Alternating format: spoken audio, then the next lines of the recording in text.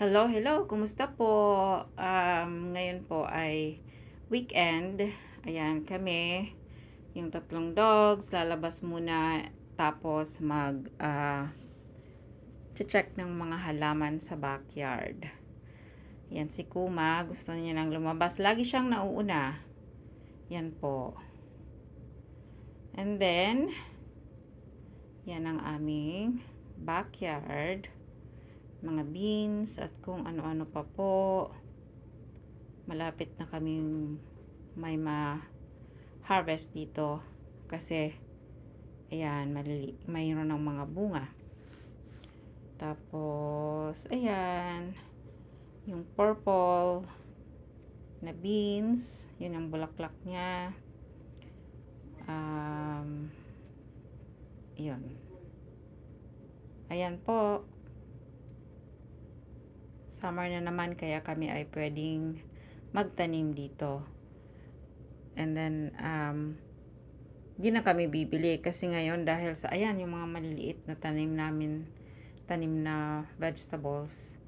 Ayan si Ray, meron siyang cone pala si Ray dahil meron siyang sugat sa kanyang knee. Ayan yung yellow na beans, pwede nang i-harvest yan.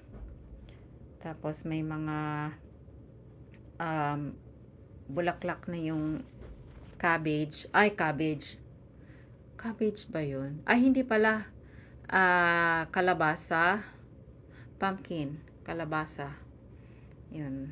Yan ang unang harvest dito sa garden kasi nauuna palagi yung yellow na beans. Ilang piraso lang siya for this weekend. Pero yung mga dahon na iba, like mustasa, ayan, isa pa ring purple ito. Tapos yung mustasa, ayan, yan. Tapos, bumili kami ng cherry. Yan ay Juliet variety. Yan ay sa akin daw. Kasi nga, yung sa kabila ay Romeo naman. Romeo and Juliet. Nakakatuwa naman. Yan. Ayan. Meron uling mga tanim dito. Mga kale as usual. Para libre na kami sa mga paggagawa ng shake at para sa salad. May mga pechay din, may bulaklak na. Pinapabulaklak namin yan para meron kaming pangtanim for next year. Ito naman ay bataw. Konti lang yung bataw ngayon. Ang mga kamatis namin ay ang tataba ng dahon. Hindi ko alam kung sila ay bubunga ng malalaki din. Kasi nauna na yung dahon nilang lumaki. Dito ay mga sili na spicy. We'll see kung spicy talaga sila. Ito ay parang puti, yellow sila pag mga bata pa. Pero magre-red din yan sa mga susunod na araw. Yan, may mga kami dito, mustasa, kaya lang may mga kinainan siya. Ayan, sili pa din po yan. May mga kagat siya ng mga bugs. Kaya, hindi namin alam kung kakainin ba namin yan or pang dyan lang. Tapos yung kamatis nga, malalaki ang dahon. And then, dito naman sa side, yan, meron kami dyan cucumber. Doon sa dulo-dulo, ayun na naman yung mga dogs. Ito, yung sinya, tapos yun na naman yung mga kamatis na ang tataba ng dahon nila. Ito ay kalabasa. Yan. May mga, yan, ang aming talong, ang laki din ng dahon. Hindi ko alam kung bakit, yan, yung bigay ni Tita Gigi, at saka ito. Yan.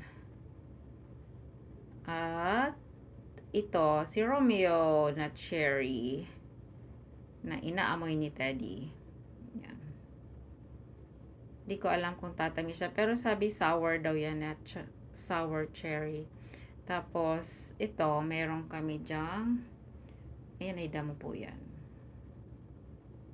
Tatanggalin yan kasi damo. Yung gabi namin ay maganda. Maganda ang gabi. Puti. Ay, basta maganda siya. Kailangan ko para yan. gabi maganda. Kaso dalawa lang ang dahon, di pa pwede magluto.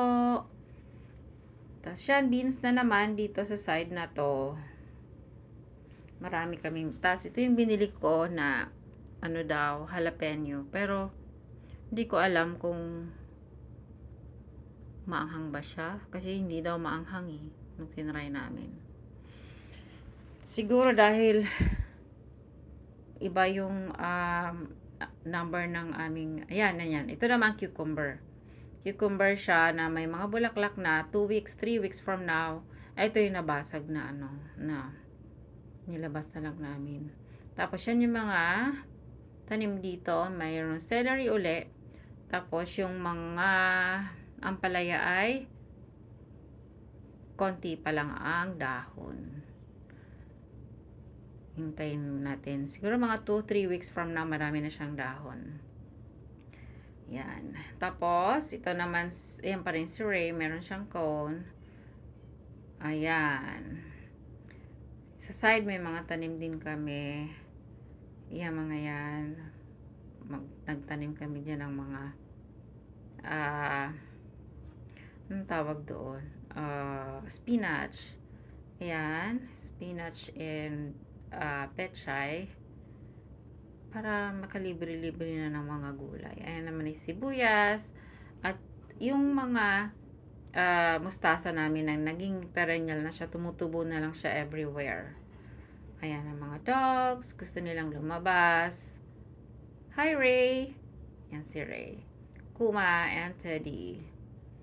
Lalabas kami at papakita ko sa inyo. Samahan niyo po ako. Papakita ko sa inyo yung front ng aming bahay. Yan. Yan daylily.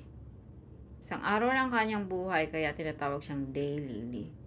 Meron pa rin dito nabuhay na konting mga mustasa na mga nagperennial na siya. Tapos kamatis nagtanim din kami. Yan, mustasa ang taba. Tapos yan yung mga sinyas na tinanim ko. Yan. Sa harapan madami. Meron kaming, yan, meron ng lalabas na flower. Siguro yun ang favorite na kulay ng aking friend. Yan. Tapos, sa kabila meron din. Ganon din. Kaya lang yung mga bulaklak nila surprise. May nabuhay ditong peonies. Siguro yan yung purple. Hindi lang ako sure. And yan yung aming mga sunflower. Malapit na rin mag-flower. Nung isang araw, tinatanong ako ng neighbor, nagtanim ka ba ng sunflower? Sabi ko, yes. Ayan. Bumili din kami ng ito. Anong tawag dito? Hydrangea ba yun? Yung snow. Ngayon, gustong-gusto ko talaga yung flower na ihalaman na yan. Kasi, perennial siya. Tapos, hindi na ako magbibili. Yearly, mag-flower na lang siya. And then, maraming peonies dyan. Ito na yung mga sunflowers sa side ng aming stairs.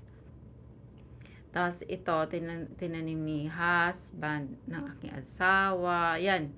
Yan naman ay sunflower. And then, uli, ito. Yan. Itong tinanim namin ay, yan ay, yung maganda rin na bulaklak na para siyang sampagita. Pero hindi. Tumataas yan. Excited ako na makita siyang lumaki. Yan. Tapos, yan yung sa kapitbahay namin. May mga tanim din sila. Sila Gina.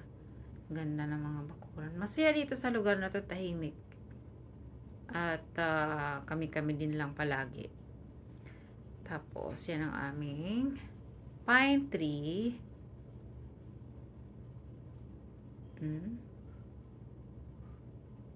Yan. Nasa harapan kami na yan. Yan ang aming kapitbahay. Pero yung fire truck na ito ay hindi na siya. Hindi siya live. Yan.